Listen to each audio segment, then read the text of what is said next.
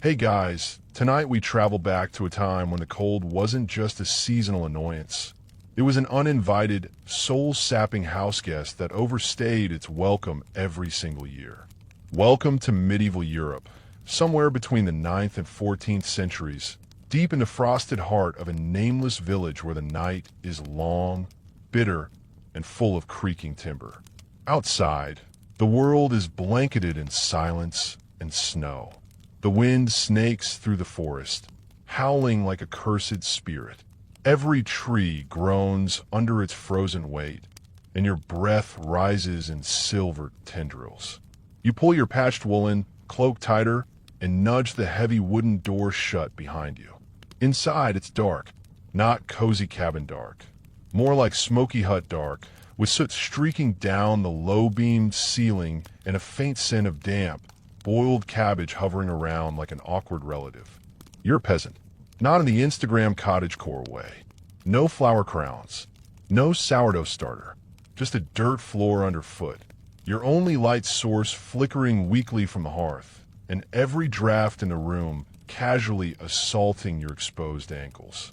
So, before you get comfortable, take a moment to like the video and subscribe, but only if you genuinely enjoy what I do here. And if you're watching this from somewhere cold, or weirdly hot, or somewhere wonderfully in between, drop your location and local time in the comments. I love seeing how far our sleepy caravan stretches. Now, dim the lights, maybe turn on a fan for that soft background hum, and let's ease into tonight's journey together.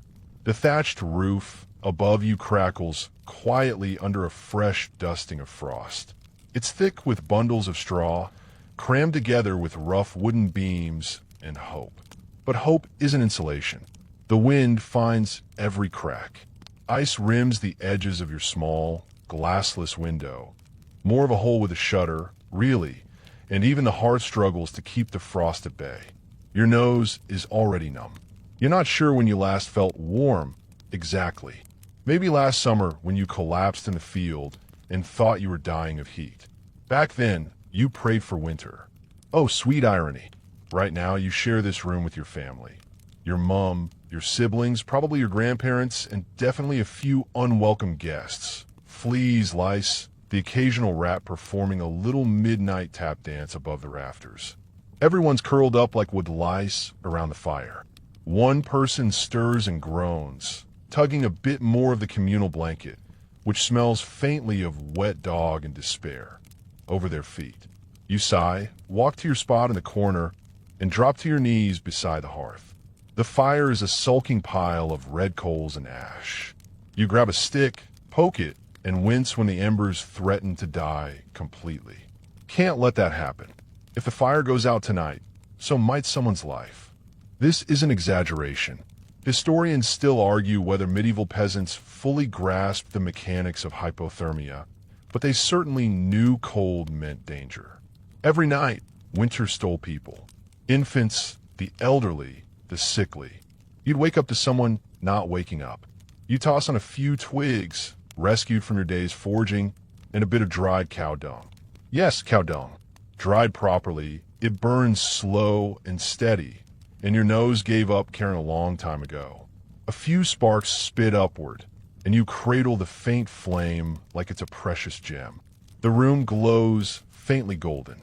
Shadows stretch long and lean against the walls, and for a moment, things feel almost calm. Your little sister murmurs in her sleep. Someone coughs. It's the kind of cough that sounds like it belongs to a plague-ridden Dickens character. But hey, it's not the Black Death. Not this year, anyway. Let's talk about that roof for a second. Thatching was the medieval go-to, especially for poor folks. It was affordable, renewable, and wildly flammable, which makes sleeping with an open flame in the room a high-stakes gamble. On really cold nights, sparks from the hearth might catch in the thatch. Some villagers learned the hard way that a warm night could become your last night if your house caught fire.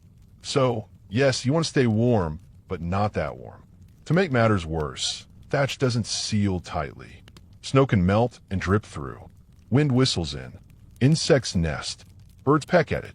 Every year, someone in your village re-thatches their entire roof using ladders made from trees and pain made from blisters. Oh, and you're also battling condensation.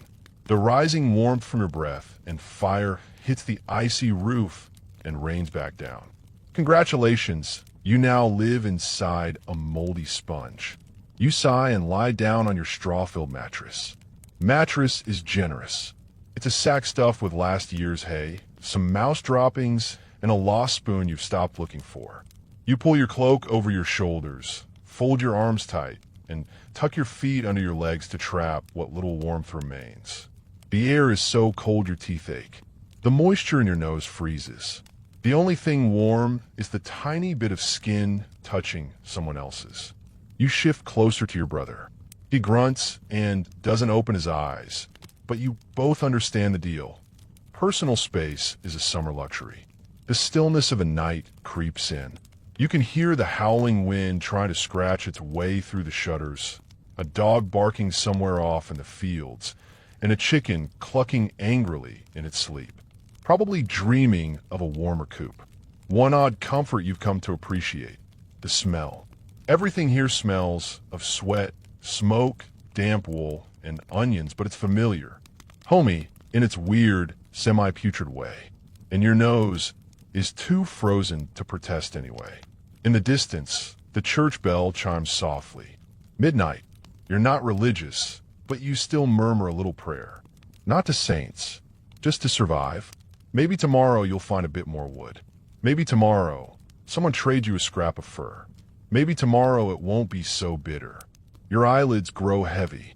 You shiver once, then twice, then slowly start to drift.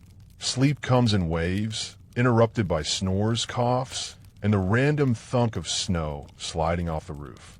Somewhere outside, a fox screams. If you've never heard a fox scream, it's like a witch being set on fire. That's medieval ambience for you. As you begin to nod off, your hand brushes the wall, stone, damp, and unforgiving. It reminds you that there is no true escape from this cold. Not yet. But you've made it through worse. And this fire, as humble as it is, still burns. You pull the blanket tighter, press your face into the rough fabric, and let the frost-covered world fade into the background. For now, your eyes flutter open briefly, just enough to catch the ember's last glow, stretching weak shadows across the room. The fire's dying again. Always does. You sigh, not quite awake, not quite asleep, and grope around in the dark for your cloak. It's still wrapped around you, but the cold has already crept in like an unwelcome memory. You feel it first in your toes. Always the toes. Tiny traders that turn to ice cubes in your sleep. There's a whisper of movement nearby. Someone rustling under the blanket, adjusting themselves for warmth. You could join the shuffle, get closer, but tonight you have a different plan. You're going to layer up. Quietly, you rise from the straw pallet. Your joints complain. Your fingers, stiff with cold, move slowly. But you're determined. You tiptoe toward the rough chest at the end of the room. It creaks loudly as you open it, a groan that echoes through the cold silence. Someone stirs and mutters in their sleep. Inside, your treasure trove of rags. Layering is both science and art when you're poor and freezing. You begin with your shirt, already clinging to your skin from the damp night sweat. Over it, another shirt, thicker, rougher, smells like smoke and cabbage. No time to care. Next, a tunic made of coarse wool, stiff from months of use and rain. Then a cloak, tattered at the hem, heavy on your shoulders like a hug from a very itchy uncle. You pull on hose, not matching. One's gray, one might have been green in a previous life. Woolen leggings follow, then woolen bindings wrapped tightly around your calves. No buttons, just knots and hope.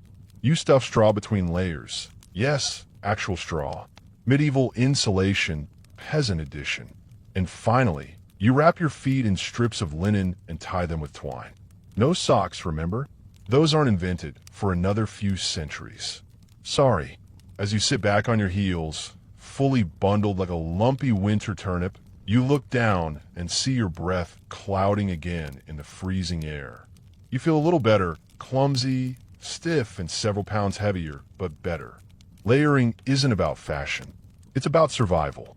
In your village, everyone wears whatever they can salvage. The richer families in town might own actual winter garments lined with fur or leather. You own a hat. It's knitted, pointy, and utterly ridiculous, but covers your ears and keeps the lice guessing, so on it goes. Outside, the wind howls again. It's like the night is trying to gnaw its way through the walls. Angry you've found even the tiniest bit of warmth. You move back toward the fire, still crackling just enough to be called alive. You toss in more fuel, sticks, dried leaves, a bit more dung, and coax it with your breath. Your efforts pay off. A few flames flicker upward, tentative and thin, like a medieval middle finger to the cold. You settle down again, this time closer to the fire, cross-legged. You tug your hat down, your cloak up, and tuck your arms beneath layers of wool and skin. There's barely space to move, but that's the idea. Stillness preserves warmth. Movement wastes it. In the far corner of the room, old Gran is wrapped in so many layers she resembles a sentient laundry pile. She opens one eye and mutters something about blasted wind spirits. You're not sure if she means the weather or the rats. She says the wind carries more than just cold, that it's how curses travel, and ghosts, possibly chickens. No one argues. You just nod respectfully and throw another stick on the fire. Layering isn't just for sleeping. When you go out tomorrow, whether to collect firewood, break ice on the well, or beg for turnips, you'll keep most of this on. Taking off clothes in winter isn't something you do lightly, especially since most homes don't have closets, just pegs on walls or piles in corners. Clothes rot, mildew, get eaten by mice, or just vanish. Historians still argue whether the average peasant had more than one outfit. Some say you had Sunday clothes for church. Nicer, less stained, maybe only mildly infested. Others claim you wore the same tunic for months until it fell off or stood up and walked away. Either way, winter made every rag count. You repair what you could, sewed layers onto layers until your tunic looked like a quilt that had survived a war. Because it had. A fun little tidbit, quirky, but true. Some peasants used animal fat as a kind of body balm under their clothes. Not exactly cocoa butter, but lard did create a thin barrier against the cold. Plus, if you ever got hungry, never mind. You reach over and pat the straw pallet, checking for cold spots. All of it is a cold spot. You sigh and settle on your side, back to the fire. The wool scratches your skin. Your nose runs. The hat slips forward and nearly covers your eyes. But you feel okay. Not warm, but warmer. Your breath slows. Outside, the wind quiets just a little, like it's catching its breath. You remember a time, long ago, when your mother told you that the wind was alive. That it was a creature, invisible, hungry, and mean during the winter months. Don't whisper in winter, she warned. The wind will hear your secrets. You didn't believe her then. Now, you're not so sure. Because when you're alone in the cold, whispering winds feel a little too much like listening ghosts. A rat skitters across the ceiling.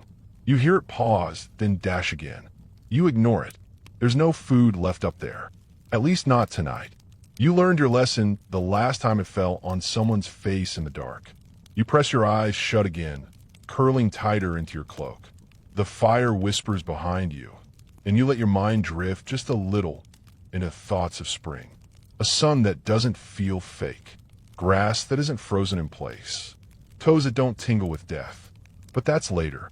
Right now, you survive the night one itchy woolen layer at a time. You wake again, not gently, but in that medieval way where cold punches you in the spine and your first thought is, am I dead? Your joints crack as you sit up. Every breath feels like dragging icy wool through your chest. Someone nearby is snoring, someone else is coughing, and you're stiff, chilled to the bone, and in desperate need of warmth. Except the fire's gone out. A silent catastrophe. You stare at the hearth, now a sullen basin of white ash and cold stones. No glow, no life, just yesterday's embers, already retreating into memory. Your first instinct is panic. No fire means no heat. No heat means sickness. Or worse. You shake your little brother awake. He's the fast one. Come on, you whisper, nudging him. We need kindling. He groans, curls up tighter, but you yank his cloak until he grumbles something rude and stumbles to his feet. He hates the cold as much as you do, but he knows the rule. Whoever wakes first when the fire's dead rekindles it.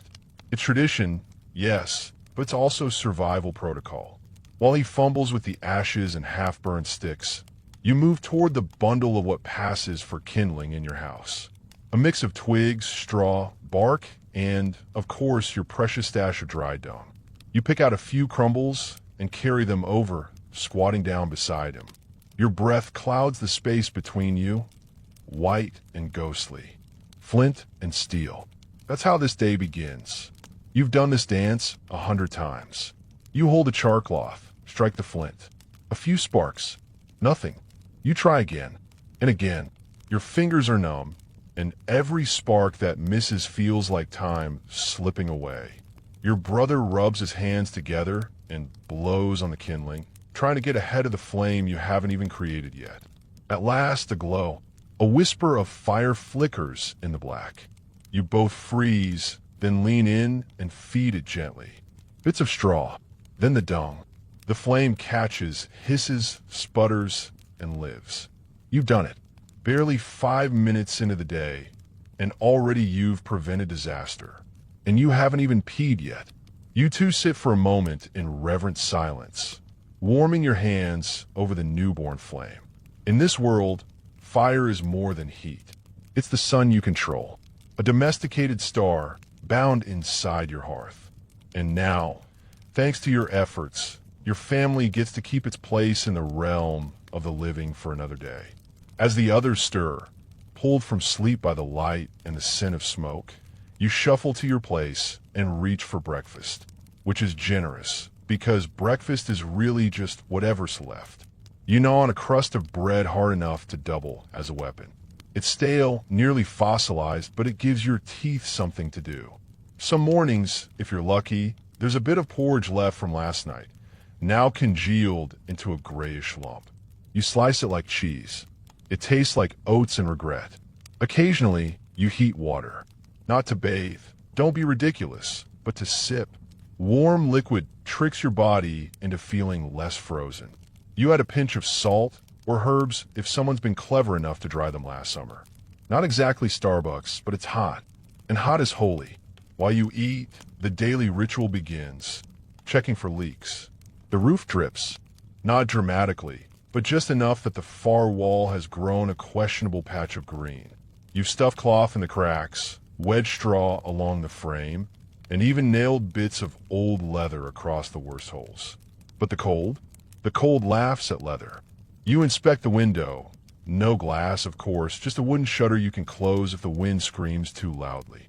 Right now, it's cracked open to let out some of the smoke curling from the hearth.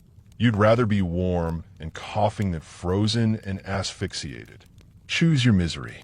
Outside, the morning reveals itself like a sullen teenager. Gray skies, frostbitten fences, a layer of snow carpeting the village path, hiding mud and chicken droppings with deceptive beauty. The kind of cold that nips your ears and slaps your face for existing. You pull on your outer cloak, the one with 2 hole buttons, and tie it with twine. Then you reach for your boots, made of stitched-together scraps, lined with wool, stuffed with yes again straw. They're held together more by hope than craftsmanship. But they do the job, just barely. You step outside into the brittle light. Everything crunches. The world seems paused, wrapped in white and silence, except for the occasional lowing of a cow or the crack of a distant axe. Smoke spirals from chimneys all around you, an unspoken code that the village has made it through another night. For now, one of your neighbors limps past, wrapped in fur that smells strongly of wet dog, and probably is wet dog. He gives you a nod, the kind of greeting that says, "We haven't frozen to death yet." Cheers. You nod back. You head toward the woods. Firewood's low again. It's always low. You carry your bundle of sticks from yesterday's foraging, hoping to swap it at the communal pile. But you know the truth, there's never enough. Especially in years like this when the harvest was bad and the wind feels like punishment. You remember a year when your uncle tried to chop down a tree from the Lord's forest. Got caught. They took his hand. The message was clear: freeze legally or die illegally. Historians still argue whether commoners fully understood medieval forest law, but it was brutally enforced. Firewood wasn't free, not even the dead branches lying temptingly on noble land. You take only what's safe, legal, and sad. Back inside, you unload the sticks near the hearth. It's burning brighter now, thanks to your brother's careful tending, but you know it won't last. Fire is greedy, and winter is long. You huddle by the warmth, the steam from your breath, less dramatic now. You look around. Your little sister is rubbing her arms. Your gran is wrapped in so many shawls she's disappeared. Your mother's layering cabbage leaves around her knees. Not for a recipe, for warmth. Cabbage retains heat. It's ridiculous. It works. A chicken flaps into the room. It's not supposed to be inside, but it's warmer here. You stare at each other for a moment. The chicken looks smug. You let it be. You do the same. And then you sit. Quiet. A rare moment when the work stops, and you just exist. Cold, stiff, slightly itchy, but alive. The hearth glows. The layers itch. The fire hisses like an old friend with secrets. And outside, winter waits.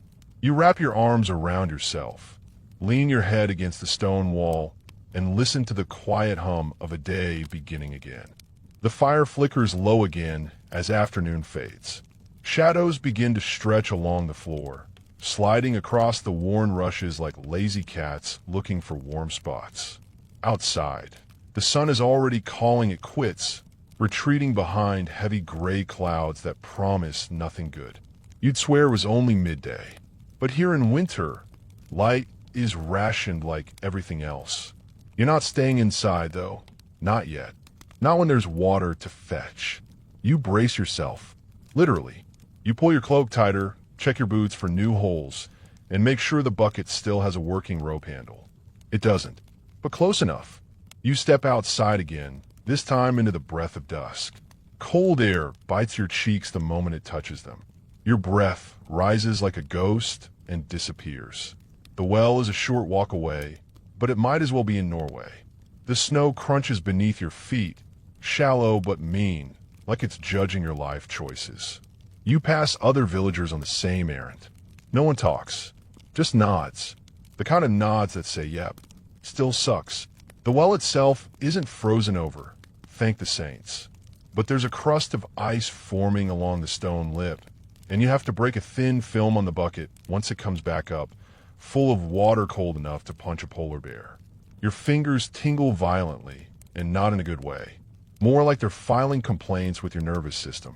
You wrap your hands around the rope to warm them as you trudge home, bucket sloshing. Back inside, the room is a little warmer now. The fire's grown, thanks to the sticks you brought earlier. Your brother sits near it with a smug face, clearly taking credit. You glare at him and set the bucket down with a splash. Time for the next job, drying things. See, even though it's winter and technically wet outside, you still end up with damp clothes. Snow clings to hems, water soaks boots, and breath condenses on cloaks. Damp means danger. Wet fabric steals heat like a thief in the night, and no amount of layering can help if you're soaked through. So you carefully string a rope between two ceiling beams, the same rope you once used for a swing before it snapped and nearly killed your cousin. Now hold socks. You hang damp cloaks, scarves, and whatever rags pass as mittens. The fire helps dry them slowly, even if it fills the room with the faint smell of scorched wool and boiled sweat. A mainstream fact? Here's one. Most medieval peasants only bathed a few times a year. Not because they were lazy or dirty, but because hot water was a luxury and cold water was basically punishment. During winter, bathing was borderline reckless. You risked pneumonia, frostbite, or both. So instead, you relied on dry scrubbing with rough cloths and snow. Yes, snow baths. Congratulations, you're now basically exfoliating with frozen sky. You sit near the fire and rub your hands together. The tingling from earlier has turned into a dull ache. It'll pass. It always does. Or it won't, and you'll lose a fingertip. Either way, you've got other things to worry about. You glance toward the ceiling, where icicles hang from gaps in the beams. Real icicles. Indoors. They glisten in the firelight like decorative spears, and you just hope none of them fall tonight. You remember the story of the Thatcher's son who got speared in the forehead last winter. Might have been an exaggeration, but you still sleep with your head under the blanket. Your sister hands you a cracked cup of warm broth, or what passes for broth, hot water with onion bits and a hint of last week's chicken. Still, it's liquid, it's hot, and it feels like a small miracle. You sip slowly, cradling the cup like it might run away. Your tongue scalds a little, and you don't care. Burmy, you think. At least it's warm. Your mother is patching clothes by the fire, needle in hand, eyes squinting in the low light. She mutters curses at the thread every few minutes, but keeps going. The tunic she's fixing has been mended so many times it's more patched than original fabric. But patching is cheaper than freezing, and in this life, fabric is currency. You remember hearing a traveler once say that the nobility used cloth napkins and threw them away after one use. You nearly cried. Gran is awake now, chewing on a piece of dried apple like it holds ancient secrets. She occasionally spits into the fire for emphasis. You're not sure what she's trying to emphasize, but you nod anyway. She starts telling a story. Something about a winter so cold that fish froze while swimming. Froze mid-swim, she insists. You could knock him out with a stick like icicles. You want to call her bluff, but she survived more winters than you've had birthdays, so you just listen. Sometimes her stories are true. Sometimes they're not.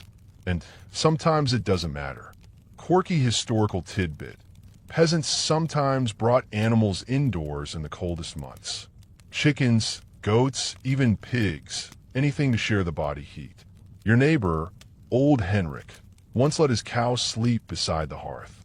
She farts warmth, he said, and no one could argue. You haven't gone that far yet, but the idea's not off the table. As night creeps in for real, you start the final preparations. You lay out the sleeping arrangements again. Straw pallets, thin blankets, a few animal hides. Everyone huddles close. Not because it's cozy, but because the alternative is freezing to death. Bodies are heaters. Unwilling ones sometimes, but effective.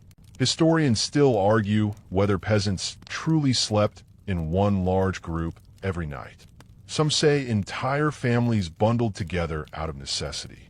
Others think separate bedding was more common. In your house. Together wins. Even Gran. Especially Gran. She's got a heat like a radiator made of curses and cabbage. As you crawl under the pile of cloaks and scratchy wool, you notice the quiet. Not peaceful, just expectant. Like the night's holding its breath. That's when you hear it. The wind returning. It starts as a whisper, then rises into a howl. The shutters rattle. The icicles tremble. The fire dims ever so slightly. You press closer to your siblings and pull the blanket higher. Your nose peeks out and immediately regrets it. The wind claws at the walls like it knows you're in here. Like it's hunting. You can almost imagine it as a creature, starved and angry, dragging its frozen claws across the thatched roof, searching for a way in. And maybe it'll find one. Maybe through the chimney or the gap in the wall behind the cupboard. It's happened before, but not tonight. Not if you stay still. Not if you conserve your heat. You focus on your breath, steady and slow, and try to ignore the cold nibbling at the edges of your blanket. You think about the fire, how it sputters, how it needs tending. But not now. You've done your share today. Someone else can feed it if it dies. You're not moving. For now, you're warm enough. Barely. The world has gone quiet. Not the peaceful, gentle quiet you find under summer trees or in a chapel during prayers. This is winter quiet. Thick, pressing, a silence that smothers. Your eyes crack open to near darkness. The fire's down to embers again, pulsing faint orange like a dragon's dying breath. You can't tell if it's midnight or just a very stubborn dawn. Either way, it's time to move, because your toes are numb and the blanket has been stolen again by your brother, who now resembles a cocoon with limbs. You wriggle free from the shared bedding pile and try not to disturb the rest. It's cold, colder than it was when you went to sleep. The kind of cold that hums in your bones like a warning bell. You shuffle toward the hearth. Ashes. Again, you almost feel betrayed. You gave that fire everything yesterday. You fed it sticks, dung, even some of the emergency kindling stash behind the bread bin. And now it's turned on you, sulking in its bed of ash. You sigh and bend down, your knees cracking like old floorboards. Time to restart the ritual. Again. This time, though, you get clever. Instead of starting from scratch, you dig through the ash with your fingers, carefully. Sometimes there's still a hidden coal tucked beneath yesterday's failure. You find one, glowing faintly, barely. You coax it with a breath, gently, like you're trying to convince it not to die of heartbreak. You feed a curl of dry bark, then a bit of straw, then the dung. Always the dung. The room fills slowly with the familiar, not quite pleasant scent of burning filth. But it works. The coal flares, crackles, and licks the new fuel with greedy flame. You lean back, victorious. One more round won in your never-ending war against cold. Now it's time to guard it. See, this is the part most people forget. The fire isn't just a tool. It's your pet, your job, your responsibility. It needs watching, feeding, protecting from the very wind that wants to tear it apart.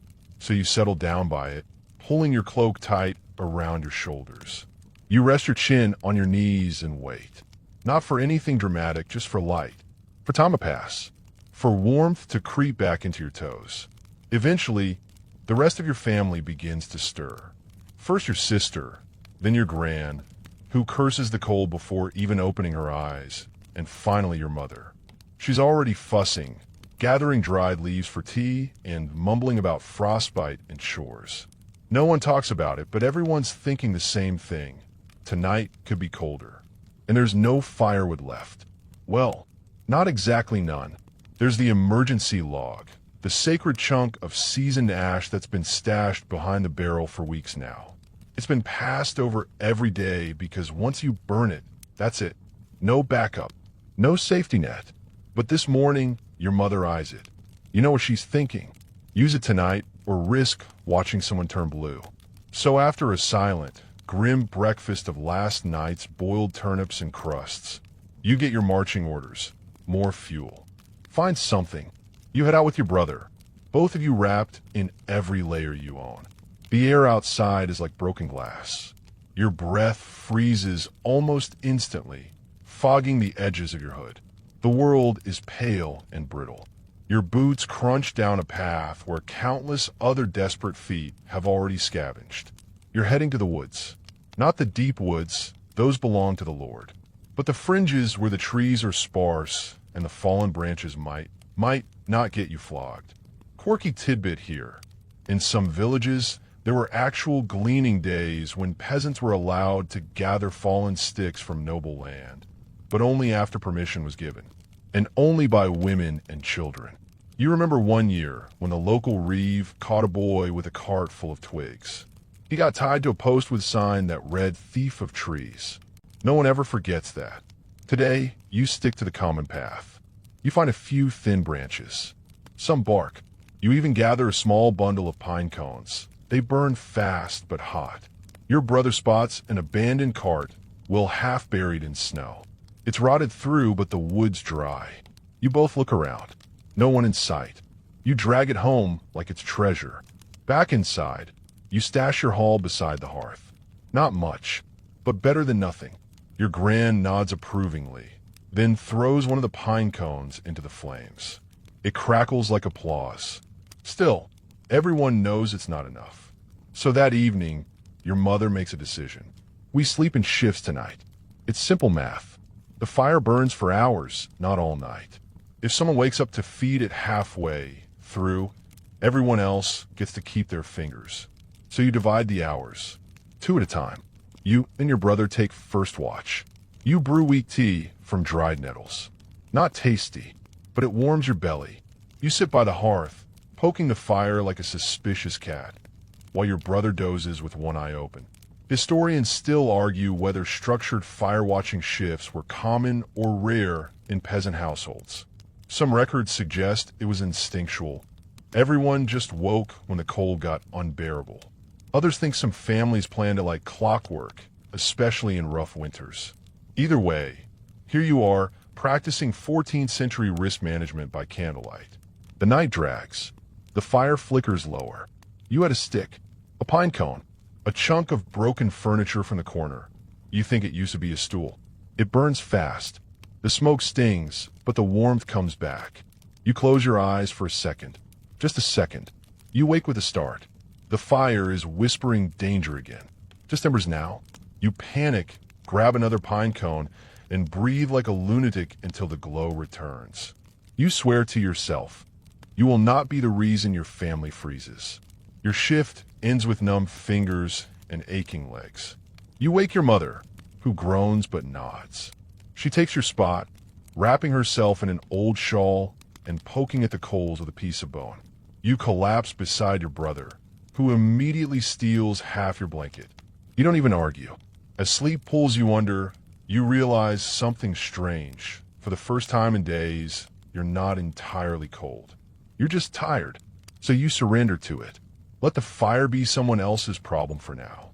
Let the wind rattle the shutters and the icicles shiver overhead. Let the smoke curl into the rafters like a sleepy ghost. Tomorrow will come, and with it more cold, more chores, more fights with the fire. But for now, you drift off with the crackle of pine cones in your ears and the faint, ridiculous comfort of a blanket that smells like cabbage and wet dog. It's not much, but it's enough. You wake with the taste of smoke in your mouth and the gritty texture of ash clinging to your skin. The fire's out again. Of course it is.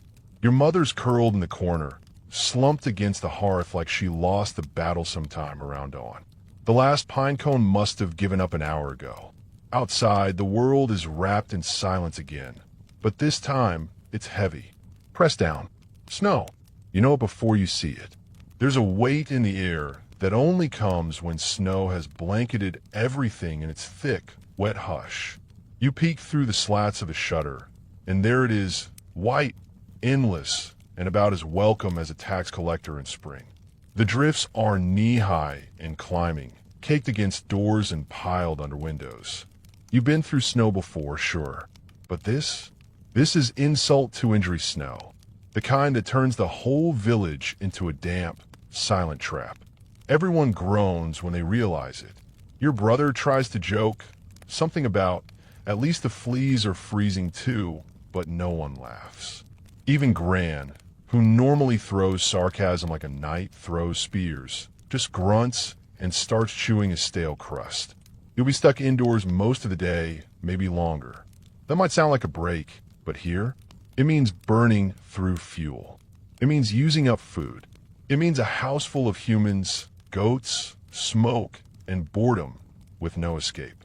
So you start rationing. And this is where the real survival begins.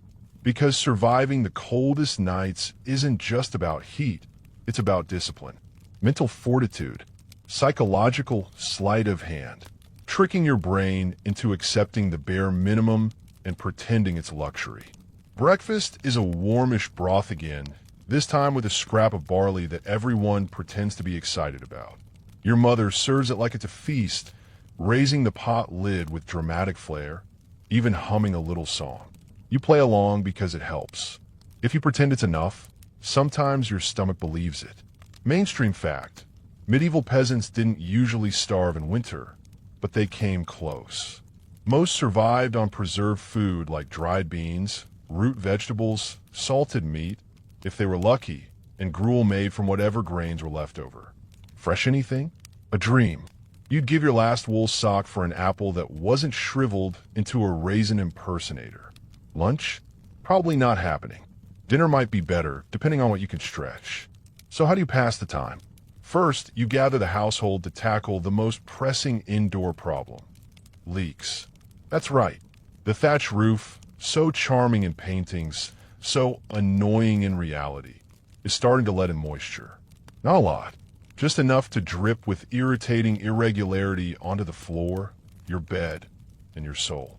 You fetch spare rushes and start stuffing them into weak spots. Someone has to go up to patch the worst of it, and by someone, your mother means you. So you climb. The ladder is rickety, handmade from branches and held together by twine and optimism. You pull your cloak tight and step into the wind. It punches your face immediately. Your fingers, already stiff, seize up on the rungs. You reach the rooftop and perch like an anxious squirrel. From up here, the village looks drowned in whipped cream. Everything's soft, quiet, pretty if you ignore the bone-deep chill chewing at your knees. You shift the sagging part of the thatch, poke in some fresh bundles, and pray to every saint you remember. You're not a roofer, but you do your best. Every layer counts. Every inch of dry space beneath it could be the difference between comfort and catastrophe. You climb down with frozen hands and a face stiff from windburn. Your sister gives you a piece of hard cheese as a reward. You nibble it like a church mouse. Then, just when you think you can finally sit, someone mentions the toilet situation. Right, the latrine. It's out back past the shed. And with the snow that deep, you're not making it there without a plan. Your brother suggests a snow cave with a bucket. Grant suggests using the goat shed and blaming the goats. You draw straws. You lose. So you stomp out with a bucket, your pride, and a cloak that doesn't cover nearly enough. You dig a trench into the snow and shield yourself with a bit of tarp. You squat, you shiver, and you question every life choice that led to this moment. You promise yourself that if you survive this winter, you'll invent indoor plumbing. Historians still argue whether peasants commonly used chamber pots indoors during the coldest months. Some say yes, especially at night. Others argue that pots were a luxury most couldn't afford or clean. In your home, the answer is yes, sometimes, as long as no one spills it. Back indoors, your clothes are damp again. You strip the outer layers and hang them near the fire, careful not to scorch them. Your toes are starting to feel again. That's good, or bad, because now they hurt. You rub them until the color comes back, while your gran hums something that sounds like a funeral dirge and picks at a sock. You think about asking her for a story, and then she tells one anyway, about the year the snow reached the rooftops, how people tunneled through to reach each other's homes, how a family in the next village overburned their entire cart just to make it through. She swears the fire from a wheel lit the inside of their cottage like a chapel. Quirky detail. In some parts of Europe, villagers stacked hay around their homes as extra insulation during the coldest months. Not just for the animals, for themselves. Some even wrapped their homes in animal hides, like prehistoric burritos. Your home has no hay walls, but you do shove an old cloak under the door. The draft stops just a bit. You count that as a win. Afternoon blurs into evening. The snow hasn't stopped. It softens every sound, so the world feels muffled, like someone pressed a pillow over your village's ears. You start baking flatbread from the last bit of flour. It's more ash than bread by the time you're done, but it fills the air with a smell that feels like hope. Dinner is quiet. The bread is split into 7 pieces. No one complains. Your mother adds a little lard to a pot and calls it stew. You pretend to believe her. As night falls, the cold returns like an old enemy. You all huddle close again, tighter this time, like a pile of rabbits pretending not to be scared. You think about summer, about grass between your toes, about water that doesn't bite. Your brother falls asleep first, as usual. Gran is still mumbling prayers or curses, probably both. You whisper goodnight to no one in particular.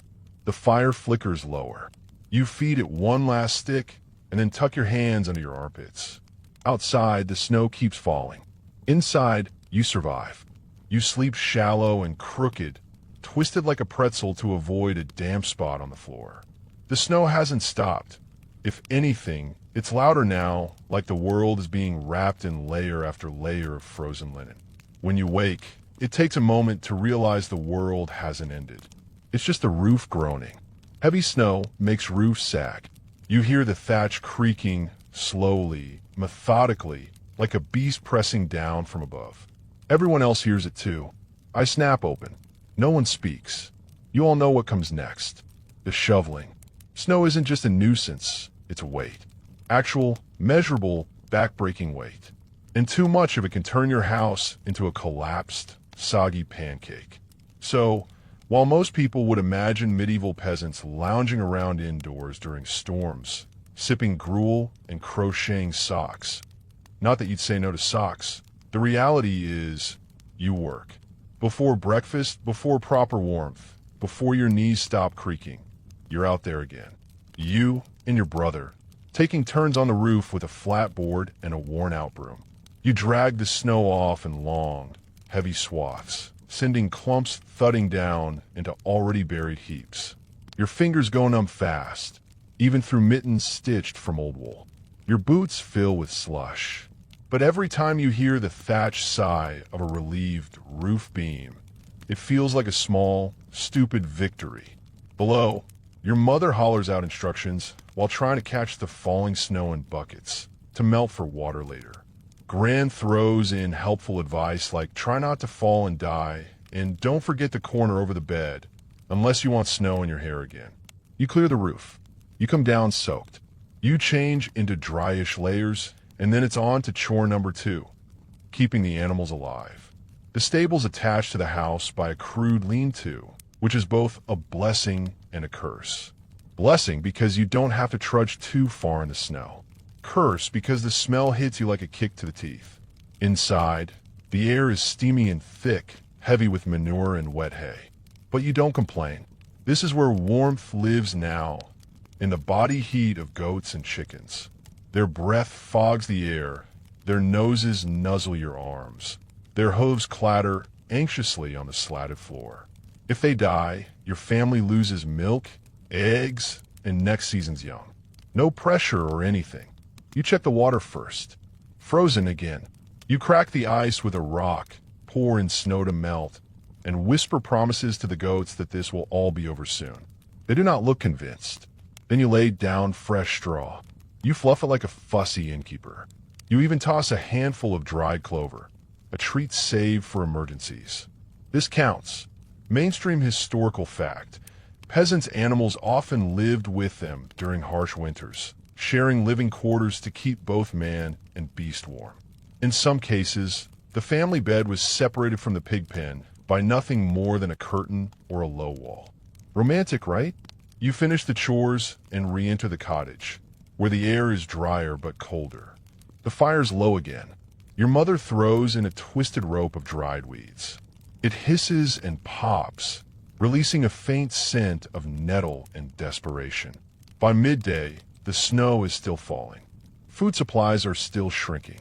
So your family votes, silently of course, to dip into the emergency stash.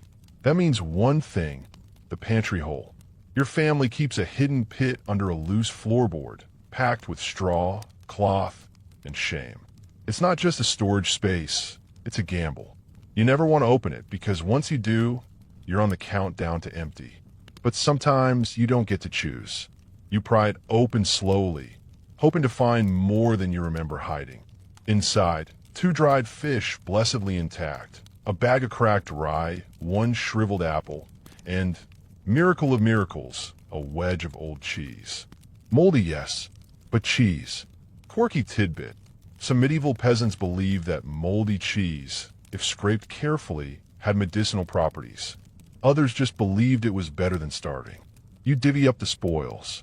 The fish gets chopped and tossed into a pot with a bit of rye. The cheese is shaved into tiny slivers doled out like communion. The apple? You slice it into 6 pieces and save 1 for tomorrow as a treat. Even Gran gets misty-eyed. The fire's been roaring all afternoon by your modest standards, which means now the inside of the cottage is actually warm enough for the unthinkable, a bath. Now, bath is generous. It's a small wooden tub filled with melted snow and topped off with hot water from the kettle. It's lukewarm at best, but by now, Even wet warmth is better than none. Baths are rare, sacred. You go first because you've earned it, and also because you threatened to cry if you didn't.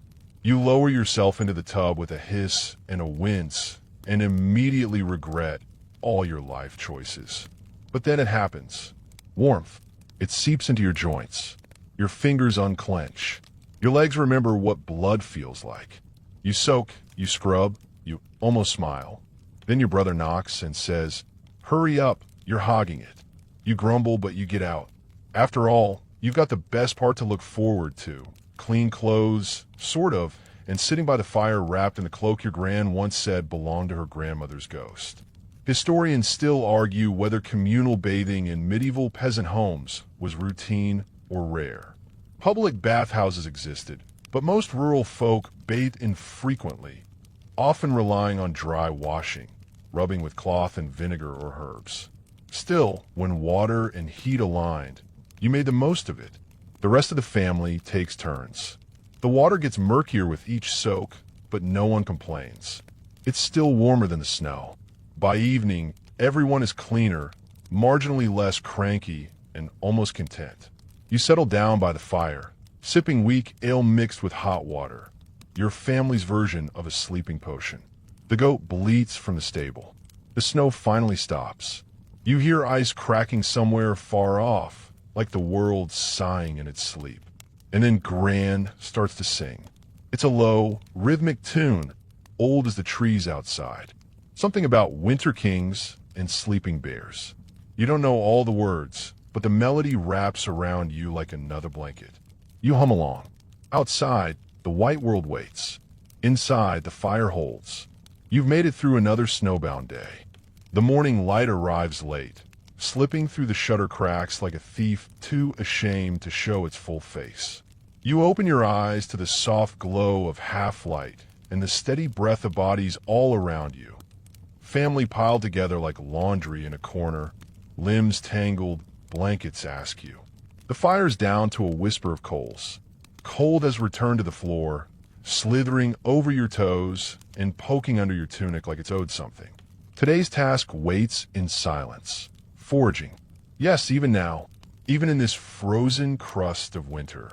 Because while the snow has eased for a moment and the air no longer bites like a rabid wolf, your pantry says one thing loud and clear. You're not going to make it on fish bones and nostalgia alone.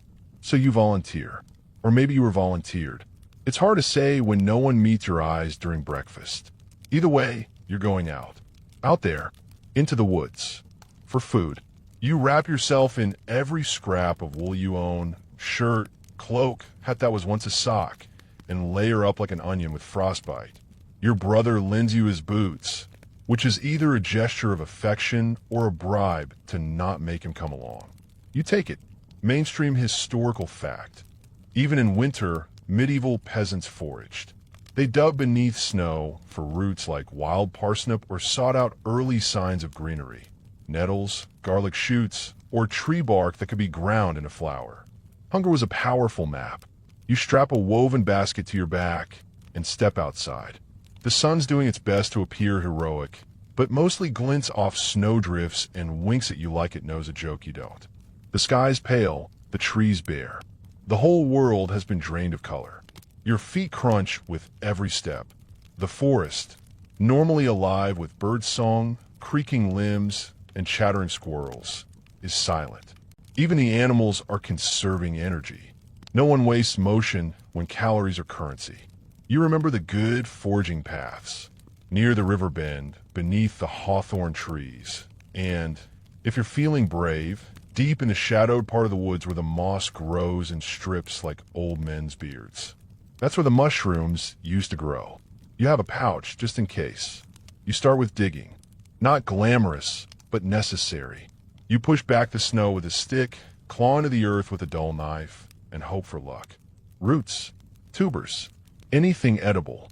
Mostly, you find rocks, frozen mud, and disappointment. Then, patered, a small cluster of wild onions, wizened but real.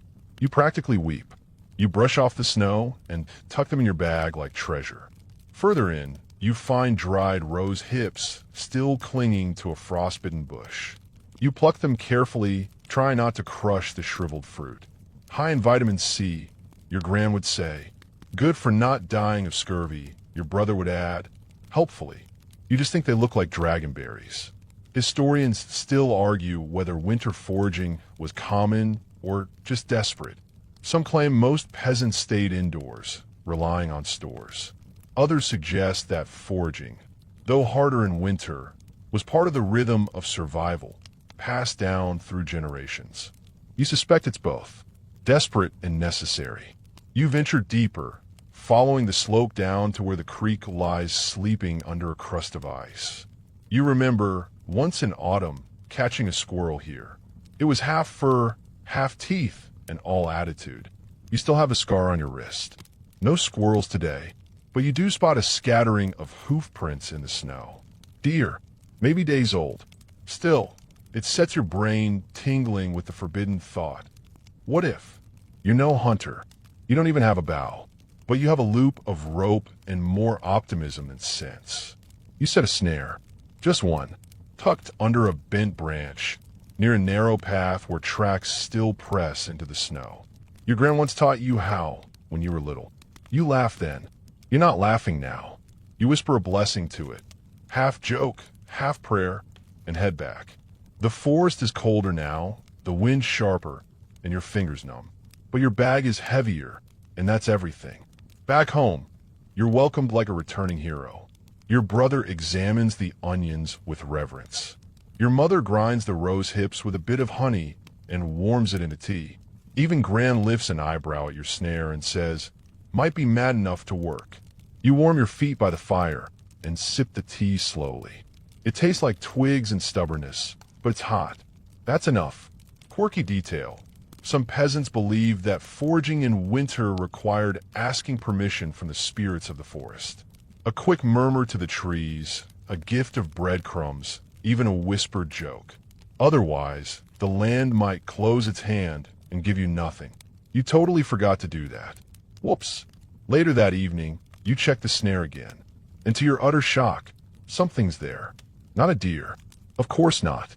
But a rabbit. Small, scrappy, mottled with frost, but real. You almost don't believe it. You cradle it like it's made of gold and carry it home, heart pounding. Dinner tonight is meat. You haven't tasted meat in weeks. You roast it carefully, basting with lard, stuffing it with a sprig of dry thyme like you're feeding a nobleman. The cottage fills with a smell so rich, even the goats start banging at the wall. Everyone gets a piece. Even a marrow is scraped and shared. It's not a feast. It's a whisper of what food could be. And in winter, that's enough to make you feel rich. You in the night watching the smoke rise and dreaming of more rabbits. Or maybe even, one day, a deer. The rabbit feels like a dream now. A warm, savory dream with crispy skin and a faint rosemary aftertaste. But like all good dreams, it fades too fast. By morning, your stomach growls as if last night never happened. Winter is a greedy guest. It doesn't care about your one lucky snare. It certainly doesn't care that your family danced around the fire last night in quiet celebration, pretending the cold wasn't seeping back in through every crack in the walls. The frost returns, reclaiming what it lent. But today is different. Today, your father mentions something he hasn't in weeks, the commons. The commons, those vast shared lands where peasants gather wood, graze animals, and occasionally sneak a little more than their fair share. You haven't been out there since the snow started falling in earnest. It's a trek, half a mile or more, but you know what it means. It means one thing, fuel run. Your family's firewood stash is running dangerously low. Last night's blaze devoured the last of the good branches, and while you still have some peat and straw left, even those are dwindling. So now it's time to collect. Again, you strap on your stiffest boots, the ones that don't leak too badly, and wrap a cloth over your nose and mouth. The air is sharp, the kind of cold that slices sideways. Your breath forms little clouds that shiver mid-air before disappearing. You drag a small wooden sled behind you, tied with frayed rope, and set out. The path to the commons is no longer a path. It's just snow, deep, crusted, and indifferent. Every step is a fight. Your legs protest, your shoulders ache, and halfway there, you consider just laying down and letting the frost turn you into one of those fairy tale statues. But then you see it, the edge of the forest, the thin stand of trees that haven't been completely stripped yet. A few fallen limbs, some dry bramble, even a hollow log, blackened and perfect. You get to work. Mainstream historical fact. Common lands were essential to medieval survival. Though technically owned by lords or the church, many villages had rights of use, called common rights, that allowed peasants to collect firewood, graze animals, or gather turf. These rights were fiercely protected and sometimes disputed. You scavenge like a squirrel on a mission. You break off dead twigs, heave larger branches onto the sled, and even scrape moss from tree trunks, good for stuffing gaps in the wall. It's not glamorous, but it's survival. You feel oddly proud. You're not alone out here, either. Other families have made the trek. Figures moving like shadows through the trees, bundled so tightly you can't tell man from woman. You nod at a neighbor. He nods back. No one speaks. Voices carry, and no one wants to attract attention. Why? Because not all commons are technically accessible in winter. Some lords forbid entry when the snow falls, claiming it damages the ground or frightens the game. But you and everyone else here know the real reason: control. If the people freeze, they beg, and beggars pay with labor. Or worse. So your sled creaks with every branch you toss on it, but you keep going, eyes darting toward the tree line, always listening. Quirky tidbit. In some villages, locals swore by superstition that whistling in the commons would summon tree spirits, either to help you find dry wood or to curse you with splinters in your lungs. It depended on the mood of the forest, apparently. You whistle once just to test it. Nothing happens. Yet, you haul the sled back just as the sun dips low, turning the snow golden and pink. You barely feel your hands, and your lips are numb, but you made it. You stack the wood outside the cottage with care, like you're building a shrine to the gods of warmth. Inside, the fire gets a proper feeding. Flames leap up, licking the pot of water like it's the most delicious thing they've ever seen. You hang your gloves near the hearth and swear you hear them sigh. That night, the heat actually reaches the corners of the room. Gran doesn't have to wear her second scarf. The baby doesn't cry. You don't see your breath while eating dinner. Historians still argue whether the regulation of commons was more oppressive or protective. Some say it kept villages from overusing resources. Others argue it was just another way for landowners to remind you that everything ultimately belonged to them, including the warmth you worked to earn. After dinner, your father pulls out something you haven't seen in weeks, a set of bone dice. Not for gambling, at least not tonight, but for passing time. You roll them with your brother, inventing silly rules. Double twos means you owe someone a back scratch. Snake eyes means you have to tell a secret. You laugh. It's strange, hearing laughter again. It feels like a betrayal of winter, like you're getting away with something. But that's the heart of peasant life in the coldest months, getting away with something. Just enough warmth to not freeze. Just enough food to not faint. Just enough joy to not lose your mind entirely. And when your father sees the embers dying down and rises to feed the fire one last time for the night, you watch the way he does it. Gently, like he's tucking in a child. Morning breaks, pale and brittle, casting long shadows across the snow-packed ground. Your breath comes out in steamy bursts as you step outside, the frozen air greeting you like a slap you didn't ask for. The cold has a way of waking every nerve, every joint. It's the kind of chill that sticks in your bones and hums quietly like a distant tune you never wanted to learn but can't forget. Today, your family has decided to focus on repairing the house. Not because the roof is sagging again, thank the gods, but because winter has a sneaky way of turning every crack and crevice into an open invitation for the cold to sneak in. The walls moan with the weight of ice and wind, and every draft feels like a thief rifling through your pockets. You grab your toolkit, a crude hammer, a handful of nails, some wooden pegs, and a patch of tar cloth, and set out with your father and brother. Your mother watches from the doorway, arms crossed, eyes sharp as a hawk's. Gran is inside, humming that old winter tune, probably knitting something thick enough to keep out the apocalypse. Mainstream historical fact. Medieval peasant homes were typically made of wattle and daub, a framework of woven sticks plastered with mud or clay. These walls were surprisingly effective at insulating, but required constant maintenance, especially after harsh weather. Winter meant patching, plastering, and sometimes rebuilding sections entirely. Your first task is the door frame, which has started to warp from moisture. You haul a new piece of oak timber, heavier than it looks, and wrestle into place. Your fingers sting as the cold seeps through your gloves, and your breath catches when the door finally clicks shut without any gaps. Next is the chimney, which has a crack running along the base. You can see tiny icicles hanging like daggers, and the soot inside has hardened like stone. Your father climbs up on the roof with a small bucket of clay, slapping it into the gaps with a practiced hand. Every so often, he glances down and yells, "Watch your heads!" Quirky tidbit. Some peasants believed that chimneys could become portals for winter spirits to sneak inside and steal warmth, or even dreams. To keep them at bay, it was common to hang sprigs of rowan or garlic near the hearth, or to toss a pinch of salt into the fire as an offering. Your gran insists on both, though no one really knows if it helps or just makes the place smell funny.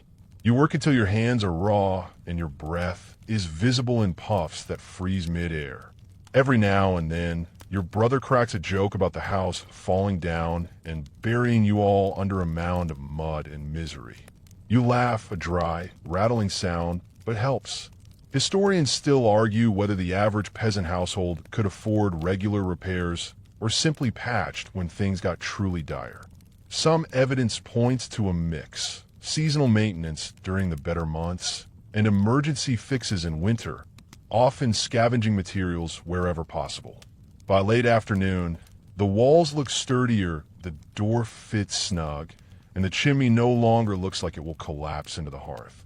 Your family stands back, proud despite the exhaustion pulling at your limbs. Back inside, your mother stirs a pot of watery soup, mostly turnips and the last scraps of salted pork.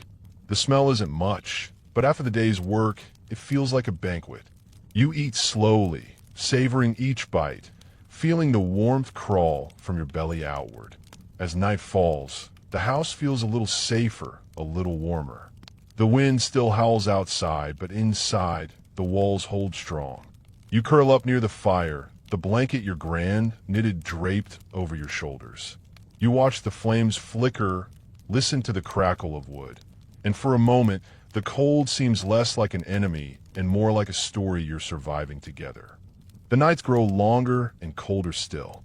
You wake often to the sound of the wind rattling the shutters, the occasional creak of frost expanding in the timbers. Each time, you pull your cloak tighter around your shoulders, willing the warmth to stay. But some cold always sneaks in, through the cracks beneath the door, and sometimes even through your bones. Today, your focus is on food preservation, an art you once took for granted, but now realize is as critical as breathing. The cold isn't just a threat to warmth. It's a silent enemy to your food stores, coaxing spoilage and waste.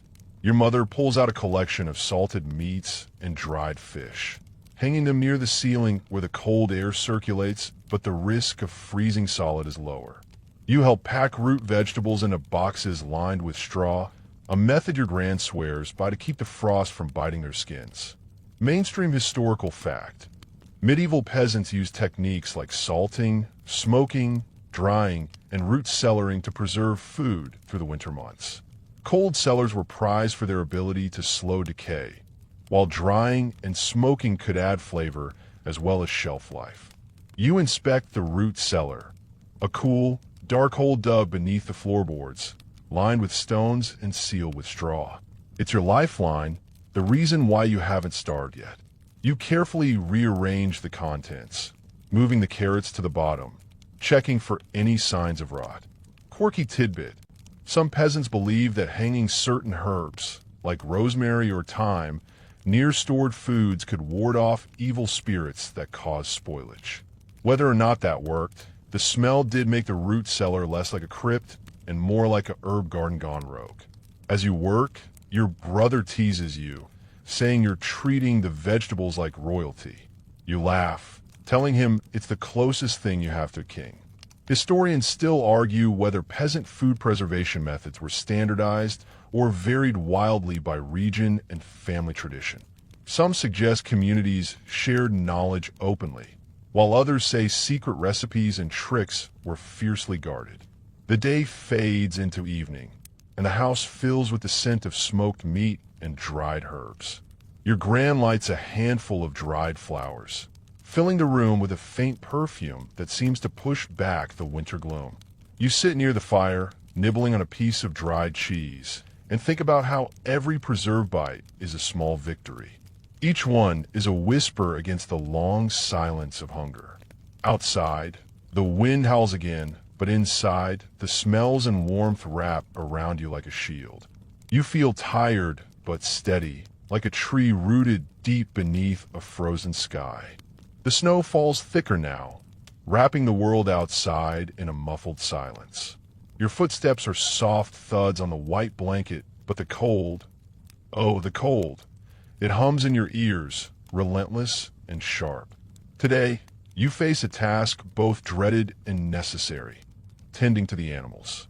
Your goats and chickens have weathered the cold better than expected, but the animals need constant care. Frozen water troughs, matted fur, and empty feed buckets are daily challenges. You trudge out to the small barn, breath steaming, muscles stiffening with every movement. You carry buckets of water, breaking the ice carefully with a stick, careful not to spill a drop. Every splash feels like a betrayal of warmth. The goats bleat softly, seeking the familiar human touch, their noses cold and damp against your gloves. Mainstream historical fact. Medieval peasants relied heavily on small livestock, goats, sheep, chickens, not only for meat but also milk, eggs, and wool. Protecting these animals through winter was crucial since their survival directly impacted the family's own.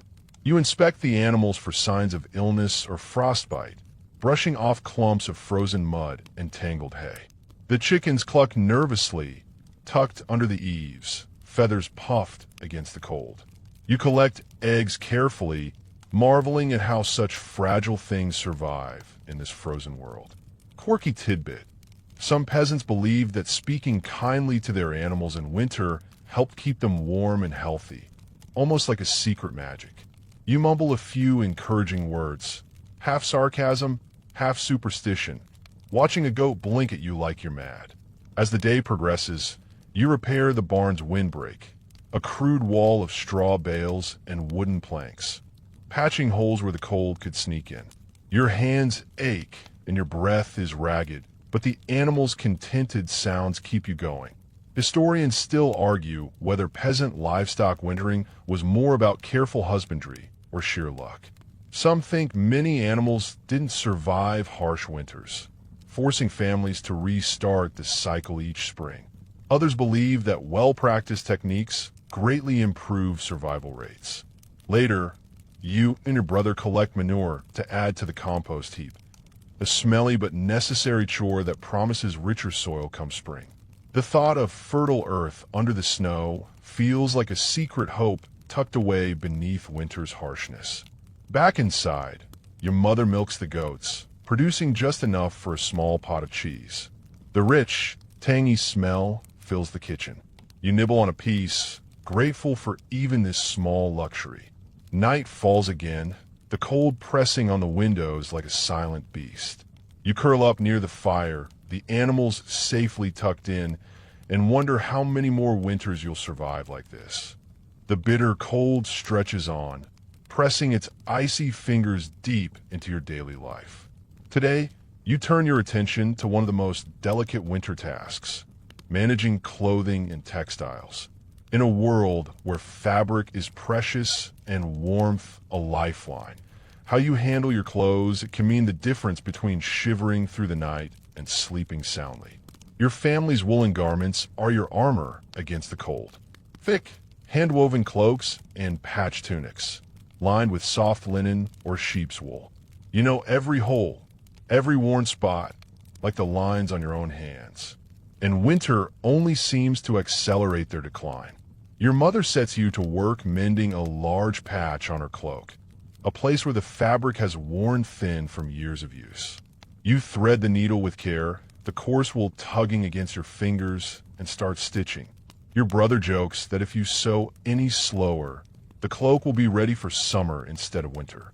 Mainstream historical fact: medieval peasants had very few clothes, usually 2 or 3 sets per person, and made do by mending and repurposing fabric whenever possible. Wool was the preferred material for warmth, but spinning and weaving were labor-intensive, often done by women at home. You handle the cloak thoughtfully, knowing every stitch is a small act of survival. A well-mended cloak can keep out the wind for months longer. A ripped one means cold nights and miserable days. Quirky tidbit: some peasants believed that wearing clothing inside out during particularly harsh cold spells would confuse winter spirits and keep them from stealing your warmth. You pull your cloak on backward for a moment, half in jest, half hoping it works. As you sew, your mind drifts to the loom back at the village, a mysterious, magical machine you've only seen from a distance. Your grand says the loom is the heart of the village's winter preparations, turning raw wool into precious cloth that will clothe your neighbors. Historians still argue whether textile production was primarily a domestic chore or a more communal, even commercial, activity in peasant villages. Some evidence shows women spinning and weaving in small workshops, while others suggest it was almost entirely a household craft. The afternoon wears on, and you move from cloak to mittens, patching holes and sewing seams with patient fingers. The cold outside makes every task feel slower, heavier, but you keep at it. The steady rhythm of sewing is oddly soothing, a small, repetitive battle against the harshness outside. Later, you pull on your patched cloak, inside out, just to keep the superstition alive, and step outside. The world is a frozen painting, but for a moment, your clothes feel like a shield against the cold that wants to swallow everything whole. Back inside, your gran admires your work and pulls out a small bundle of dyed wool, a rare color, deep blue, and says it's for making a scarf when the spring comes. You smile, knowing that hope is as important as firewood or food. Tonight, you drift to sleep wrapped in warmth crafted by your own hands, ready to face whatever the winter throws at you next. You awake to a world glazed in ice. The trees are sculptures of frost, the fields an endless mirror of white. Outside, the wind hasn't softened one bit. It howls like a restless ghost pushing against the walls of your cottage. The cold is relentless, a force that refuses to be tamed or ignored. Today, your family prepares to fortify the hearth, the beating heart of your home and the crucial barrier against winter's deathly grasp. The hearth is more than just a fire pit. It's the gathering place, the source of warmth, light, and cooking. It's the line between life and the creeping cold that threatens to overrun every corner of your existence. If the hearth fails, everything fails. You help your father clear the chimney, scraping soot and ashes that have built up over the weeks. The black dust swirls in the air, making your eyes water and your cough flare up. You both wear cloths over your faces, but it hardly seems to matter. Mainstream historical fact: medieval hearths were typically built from stone or clay and were central to peasant homes. Maintaining a clean chimney was essential to prevent dangerous chimney fires and to keep the smoke from choking the household. You gather dry kindling and split larger logs, arranging them carefully to create a fire that will burn long and steady. You watch as the flames begin to flicker, their heat washing over you like a balm. For a moment, the cold is forgotten. Quirky tidbit. Some peasants believe that stirring the fire with a special carved stick blessed by the village priest could bring good fortune and protect the home from evil spirits during the dark winter nights. You absent-mindedly finger the notches on your own stirring stick, wondering if it's blessed enough. As the fire grows, you add a handful of dried herbs, sage and lavender, sent as gift from a neighbor. The scent mixes with the smoke, filling the room with something almost magical. Your mother hums an old tune, and the babies quiet down. Historians still argue whether the hearth's role was purely practical or also spiritual in peasant homes. Some accounts suggest it was a focal point for rituals and family bonding, a sacred place where stories were shared and traditions kept alive. You notice how the heat shifts the atmosphere in the room. Shadows dance on the walls, and even the cold stone floor seems to relax under the warmth. You pull your patched cloak tighter and settle down near the fire, feeling the tension in your muscles ease. Outside, the wind rages, but inside, the hearth is a fortress, a sanctuary. You watch the flames crackle, feeling grateful for this small, defiant blaze against the winter's endless night. The relentless cold shows no mercy as the days drag on, but today you turn your attention to one of the most vital aspects of survival: water gathering and management. It's a task you might have taken for granted in warmer months, but winter changes everything. Frozen streams, iced-over wells, and snow that sometimes seems more foe than friend. You wrap your cloak tight, shove a leather pouch into your belt, and step outside. The biting air immediately steals your breath, but the need for water pushes you forward. Your village well has frozen over, so you and a few others head toward the nearby stream, hoping to find open water. Mainstream historical fact. Medieval peasants often relied on local natural sources like streams and wells for water, but winter brought challenges with frozen surfaces, forcing them to improvise methods such as breaking ice or melting snow. Reaching the stream, you see a layer of ice thick enough to skate on, but thin enough to break if you're careless. You find a spot where the current keeps the water moving just enough to prevent complete freezing and begin breaking the ice with a sturdy stick. The cold seeps in your fingers despite your gloves. Every crack in the ice sounds like a tiny explosion, sharp and threatening. You scoop water into a wooden bucket, careful not to spill. The liquid is biting cold, but life-giving. Quirky tidbit. Some peasants believed that water gathered during a full moon in winter had special healing powers, and they would perform small rituals or prayers when collecting it. Your grandmother swears she once caught a drop of moonlit water that healed her sore throat faster than any herbal remedy. As you haul the bucket back toward the village, the weight feels heavier than usual. Not just the water, but the cold's relentless grip on your body. You think about how precious each drop is, a reminder of the fragility of life in this frozen time. Historians still argue whether peasants developed community systems for water sharing during winter or if access was generally a free-for-all, depending on location and resources. Some accounts hint at early forms of cooperative labor to ensure everyone had what they needed. Back at the cottage, your mother boils the water over the hearth fire, using some to cook and the rest to replenish your drinking supply. The steam rises in lazy swirls, filling the kitchen with warmth and the promise of hydration. You drink deeply, savoring the precious liquid that so often goes unnoticed in warmer seasons. Outside, the world remains a frozen white expanse, but inside, every small act of survival is a victory. You collapse near the fire, the bucket empty, but your spirit replenished. Tomorrow will bring more challenges, but for now you rest, hydrated, warm, and ready to face another frozen day.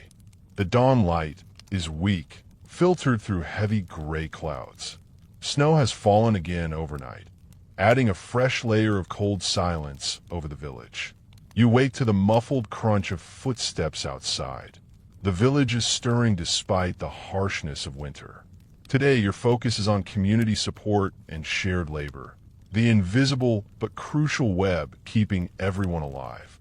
Winter strips away many freedoms, but it also reveals the strength of human connection. Neighbors rely on one another more than ever, pooling resources, sharing firewood, and offering help in ways summer never required. You remember the time your family was short on firewood, and the miller's son dragged a heavy cart over icy roads to your doorstep without a word. Mainstream historical fact: communal labor and mutual aid were central to medieval peasant life, especially during winter months when resources were scarce and survival was a daily challenge. Village assemblies often coordinated shared tasks like gathering wood or repairing fences. You meet a group at the edge of the forest, men, women, and even children armed with axes and baskets. Today's task: gathering fallen branches and dead wood to supplement the dwindling firewood supply. The forest is unforgiving. Branches snap underfoot, frostbites expose skin, and the cold wind tries to steal your breath. Quirky tidbit: some peasants believed that trees in winter held spirits that could grant luck or misfortune. So before cutting, they would whisper apologies to the forest or leave small offerings of bread or cheese.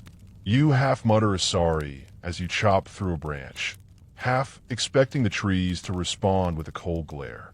Working side by side, you feel the warmth of shared purpose. Jokes fly despite the cold. Your brother's attempt at a song about a frozen goat nearly makes everyone laugh, so hard they drop their tools. You all carry heavy loads back to the village, stacking the wood in neat piles to dry near homes. Historians still argue how formal or informal these cooperative efforts were.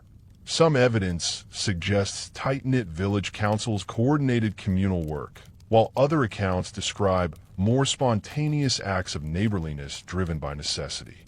As you return to your cottage, exhausted but satisfied, you notice how the simple act of working together pushes back the cold, not just physically, but in spirit. Winter may isolate, but it also binds. Inside, the fire crackles louder, the room feeling warmer with every log stacked. Your family shares a meal made richer by the day's communal success, a reminder that survival is never a solo endeavor. Tonight, you sleep a little easier, wrapped not just in blankets, but in the invisible warmth of community. The icy grip of winter persists, but today you find yourself drawn to the quieter, less obvious aspects of surviving these long, dark nights, the power of stories and song. In a time when days blur together and the cold seeps into every corner, the warmth of shared tales becomes almost as essential as firewood or food. You gather with your family near the hearth, the room dim except for the flickering firelight. Your grand begins a story about a clever fox who outwits a greedy lord, a tale you've heard 100 times but never tire of. The words weave through the cold air, spinning warmth and laughter into the shadows. Mainstream historical fact: storytelling was a central feature of medieval peasant life, often performed orally by elders who passed down folklore, morals, and history in communal settings, especially during the winter when outdoor work slowed. As you listen, you notice how the story distracts from the cold. Your fingers unconsciously tap out a rhythm on your knees, and your brother hums softly, adding a melodic thread to the narrative. The magic of voices, the cadence of speech and song, seems to push back the long night. Quirky tidbit: some peasants believed that certain stories and songs could ward off evil spirits that prowled winter nights, turning tales into protective charms. You chuckle, wondering if that explains why your gran insists on telling the same fox story every year. Historians still debate whether these stories were purely entertainment or served deeper social functions, like reinforcing community bonds and shared values. Some argue that folklore was a subtle way to critique the powerful, while others see it as a purely comforting pastime. Your mother sings a soft lullaby, her voice gentle and steady, a thread of comfort woven into the cold silence. The children's eyes droop, soothed by the familiar melodies and the warmth of the firelight. You realize that these moments, the stories, the songs, are a kind of survival too. They keep fear at bay, ignite hope, and remind you that even in the harshest winter, life continues, vibrant and full of meaning. Outside, the wind howls its ancient song, but inside, your family's voices rise like a shield, carrying you gently through the night. Winter has settled into a slow, unyielding rhythm, but your day is dedicated to one of the more physically demanding and surprisingly strategic tasks of surviving the cold, maintaining and using firewood stores wisely. You awaken to the familiar chill, the cold creeping into every crack of the cottage despite your careful preparations. Your family's supply of firewood, painstakingly gathered and stored over weeks, is now the treasure you guard most fiercely. The stack of wood outside your door, protected under a crude lean-to, looks less inviting when frost clings to each log like a second skin. You know that rationing the firewood properly can mean the difference between freezing and warmth. Mainstream historical fact: wood was the primary fuel for heating and cooking in medieval peasant homes. Efficient storage and rationing were essential to ensure it lasted through the long winter months, and firewood shortages could be life-threatening. Today, you carefully split a few logs using your axe, the sharp crack of wood echoing in the still air.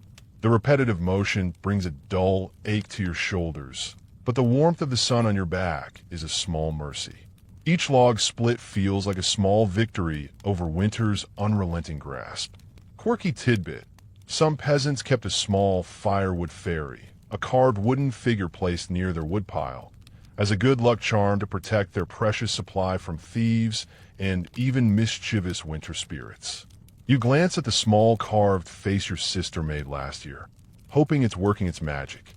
You carefully stack the split wood inside the cottage's firewood nook, near the hearth, where it can dry and be ready to burn efficiently. The smell of fresh cut wood fills the air, a mix of earthiness and promise. Historians still argue how much formal planning went into firewood management. Some evidence points to communal woodlots with strict village rules about cutting and sharing, while other accounts suggest more informal, family-based systems. You sit by the fire, feeling the heat wash over you as you plan the next few days' firewood usage. There's an unspoken tension in the room. Too little firewood, and the cold will claim the night. Too much, and you risk running out before spring's thaw. Your mother pulls a woolen blanket closer around her shoulders, eyes heavy but alert. Outside, the wind's howl is a steady reminder that this battle is far from over. You breathe in the warmth and settle in, ready to face the long night ahead. Because in winter, firewood is more than wood. It's hope made tangible. The cold world outside seems endless, but inside your cottage, today's focus shifts to the subtle art of mental resilience and hope during these darkest months. The long winter nights can wear down even the strongest spirit, and you find that survival isn't just about keeping your body warm. It's about keeping your mind alive. You sit near the hearth, wrapped in your patched cloak, and think about the stories you've heard, the songs sung, and the quiet moments of laughter shared despite the biting cold. You realize that hope is a fragile, yet vital companion, one you must nurture as carefully as you tend the fire. Mainstream historical fact: medieval peasants faced extreme hardships, and psychological endurance was essential. Communal gatherings, religious observances, and storytelling all played key roles in sustaining morale during winter. You recall how the village priest's visits brought comfort, blessing homes, and reminding everyone of the promise of spring. Faith, in many forms, was a powerful shield against despair. Quirky tidbit: some peasants kept hope tokens like small carved wooden charms or painted stones hidden in their homes, believed to bring good luck and protect the family through winter's darkest days. You finger a smooth pebble you found last autumn, a talisman you refuse to lose.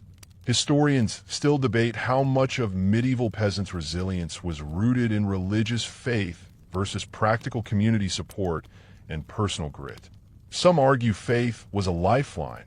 Others say daily labor and social bonds mattered more.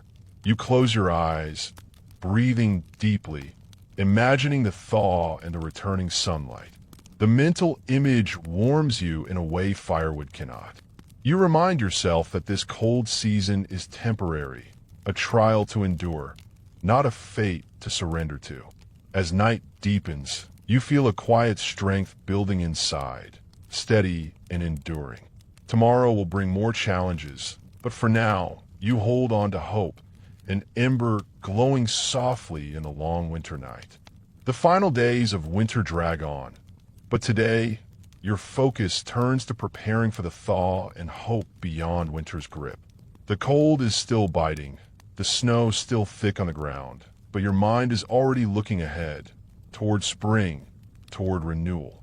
You help your family organize supplies, carefully preserving what little food remains and setting aside tools for the tasks that will come once the earth softens again. The rhythms of survival begin to shift, from enduring cold to preparing for growth. Mainstream historical fact: peasants often used late winter as a time to repair tools, plan planting, and prepare seed stocks, essential activities to ensure survival through the year. You feel the first hints of longer daylight creeping into your days, subtle but unmistakable.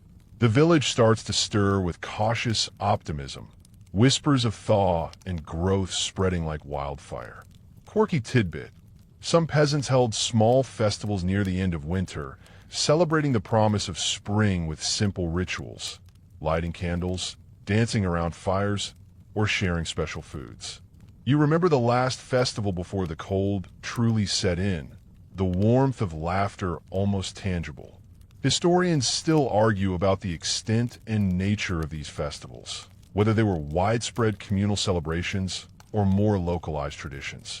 But all agree they played a vital role in maintaining morale. You pause at the door of your cottage, feeling the cold air and the first faint warmth of the sun mingling. The land outside is still harsh, but your spirit lifts, buoyed by memories and hope. Inside, the hearth glows low but steady. Your family gathers close, sharing quiet smiles and stories of the long winter behind you. The frozen world will thaw. You know that with every bone-deep certainty. You let the moments settle, breathing in the peace that comes after struggle. The long night is ending, and dawn is near.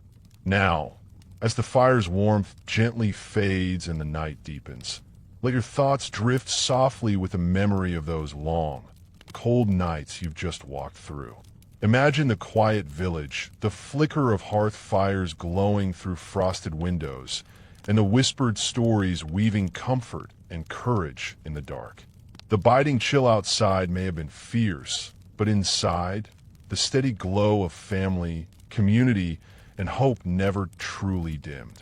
Remember how every small task, gathering firewood, breaking ice for water, sharing stories, was an act of resilience, a tiny flame against the endless cold. The strength you carry is not just in your hands or your body, but in your spirit, warmed by connection and the promise of spring. Even when the wind howled and the night seemed unending, you endured. You survived. As your breath slows and the world around you softens, feel the peace that comes with the knowledge that winter, like all things, is temporary. Soon, the thaw will come, melting away the frost and bringing new light. But for now, you are wrapped in a quiet, comforting stillness. So, close your eyes gently, breathe in the calm, and let your mind float free on the gentle waves of warmth and rest. The coldest nights are behind you. Tomorrow, the world will brighten again. Sleep well, knowing you've walked through the harshest winter and come through stronger.